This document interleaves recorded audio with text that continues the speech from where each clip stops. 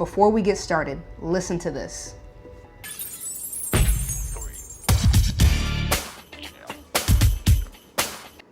Tell me, what did you hear? Okay, now here's the real question. What did it mean to you? And I ask this because in leadership, you're not just hearing sounds, you're making decisions based on what you think you heard. And this is the challenge that every leader faces every single day. So, for those of you who don't know me, my name is Jerry Simmons and I'm with Unfolded Leadership, where we train and transform leaders like you who don't want to be average, but most importantly, they want to inspire, influence, and impact others in their day-to-day life. So if that sounds like you, let's unfold.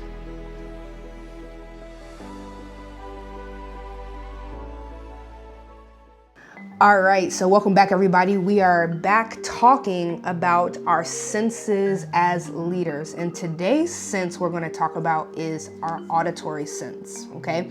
So last week you all did a vision test and I think a good amount of you did a great job, so fantastic job to you all. Now what we're gonna do is a hearing test. You're probably gonna be like, Jerry, we're sick of doing these tests, but it's okay. Again, it's gonna be very simple. I'm going to play some sounds and I just want you to tell me in the comments down below, what did you hear? All right, so we got our first sound on deck.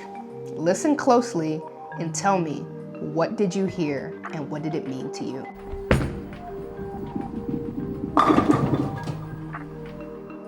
It's gonna play again.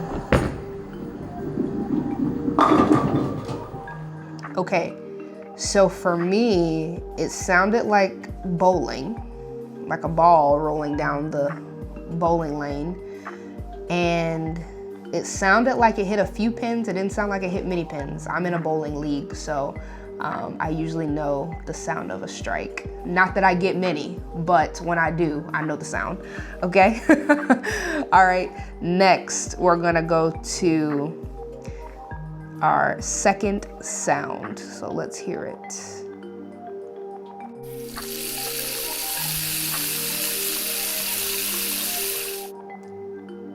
Okay.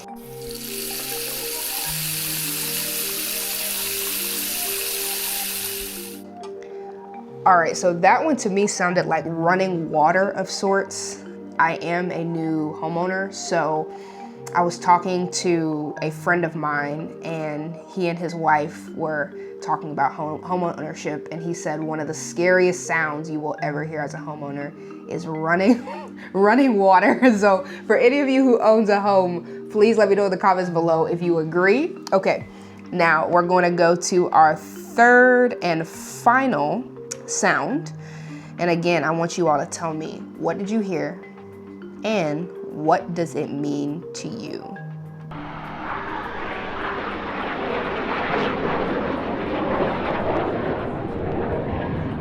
Okay, I'll play again.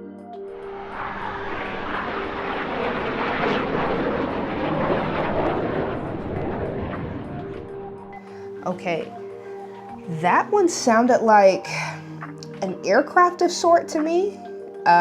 Going through the air, but it sounded like it was going right overhead. So I went to a university that was nearby, I guess an aviation facility. So I would always hear that sound. So it completely transports me back to college years. But yeah, that's what comes to mind. But now that we've completed our hearing test, now it's time to debrief. The big question that I always get, what is the point of this? How does this relate to leadership? When we're working with our auditory sense, as leaders, the goal isn't just to hear the person, to hear them out. The goal is to understand, because if you only hear the words that they have to say, you're going to completely miss the message. And this is crucial. Especially if we're leaders who get the opportunity and have the privilege to not be so hands-on with the operations. If we're unable to hear and then to listen and then listen to understand, there's a lot that we're gonna miss out on, and there's going to be a lot of confusion that's going to be resting on our shoulders and in our minds because we only heard the words that they said, as opposed to how did they present this information to me and what gaps have they included that I have yet to ask for, right? Because sometimes our team isn't going to tell us everything. Maybe they don't even think of the gaps that they're giving us because they're just saying, hey, this operational thing happened, I wanted to let you know, okay? But you're thinking to yourself, well, I'm on page 1 in this book with the operations, and I'm on page 21 when it comes to strategy. So why don't you catch me up on the pages that I'm behind on in your book? So that's what I mean when I say if you only hear words, you're going to completely miss the message. So we're going to talk about that a little bit, because in understanding, I think one of the greatest skills that any leader can have is the ability to discern, okay? Because when you understand and you're able to discern, you're no longer reacting. You're taking reaction out of it, okay? And this is important. When I say reaction, and I'm gonna relate this to basketball because I'm a huge Golden State Warriors fan. Unfortunately, they did not make it in the play-in. They lost to the Suns. Congratulations to the Suns. But a somewhat reactive leader on that team is Draymond Green. I want you to know I love Draymond. I think he is such a force to be reckoned with, and I think for that team, they need him. But sometimes reactive leaders can just hear a problem and move to fix it, or they just simply react, okay? And we can see this a lot of the time in the moment with Draymond. His strength is his emotion. You can tell that he is so passionate about his team and making sure that his guys are looked after, and more importantly, that the game is played fairly. However, his strength, like anything, can also be a weakness because you get to see those reactions on full display while we're sitting on the sidelines. That could come at a time where there's a clear foul, it doesn't get called, and Draymond is clearly just reacting, and his team has to restrain him sometimes to say, hey, we need you in this game. Please do not get a technical foul and get kicked out, right? And some of us know leaders like that, where they're very passionate and they're very well intentioned. But sometimes, like the best of us, we have reactions. And in the case of a basketball player, if you react, you will be removed from the game. But in the case of leadership in the corporate realm, if you react poorly to a teammate, you could very easily lose the trust of your team in an instant. So it's important that we listen to understand and not just listen to hear what they're saying. Hearing is very passive. Understanding is very active. And when you go and start leaning into understanding, you're taking away the weak side, which is being reactionary. You're taking that out of your arsenal and you're putting it to the side. Now you're stepping into being someone who is able to discern, okay? Disciplined leaders, they pause and ask, what's actually being asked of me or being said to me? Is this a problem to solve, or is this an opportunity for me to develop a teammate, okay? That's a huge difference. But we do have leaders who are more reactionary. Before they even get the chance or even try to understand what you're saying, maybe a colleague, a teammate, you may be talking to a leader and they immediately are like, what are you saying? What does that mean? And they're already defensive. That's that reactionary leadership showing its ugly head, right? Those leaders have to learn, we gotta listen to understand. We're gonna hear something, but that's when we're like, okay, what are the gaps? Mentally, these are things you have to be asking to yourself. What are the gaps in what I'm hearing So now, what questions do I need to ask based on what I've interpreted in my mind, okay? So as leaders, we have to be willing to listen, to understand, and in our understanding, we will be able to then discern and ask ourselves, what opportunity is being presented to me? Is it an opportunity of getting to solve a new problem? Or is it an opportunity to develop someone better on my team? Okay, so that's what I mean when I say discernment versus reaction. Now we get to do a few things. And one of these things is my favorite. One, we either get to solve the problem alongside our teammate, and that's usually a common one in leadership.